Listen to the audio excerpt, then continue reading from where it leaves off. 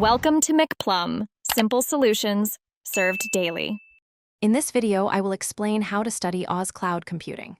Start by choosing a certification path and collecting core resources, then outline a study plan with daily goals and hands-on labs. Use the AWS free tier to build small projects that reinforce EC2, S3, EM, and Lambda concepts. Practice with timed mock exams, review weak areas regularly, and track progress to stay motivated and exam-ready. Focus on foundational topics like networking, identity, storage, compute, security, and costs, then map them to exam domains and real projects.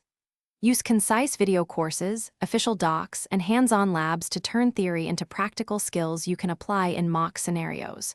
Build simple architectures, deploy a website, automate deployments with ISE, and iterate on designs to deepen understanding. Hands-on experience accelerates cloud learning, so prioritize labs, projects, and real deployments over passive study. Document architectures and decisions, simulate failures to practice recovery, and manage costs on the free tier while cleaning up resources.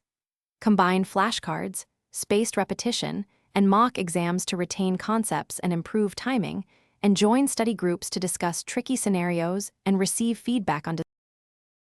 Thanks for watching. Stay juicy and subscribe.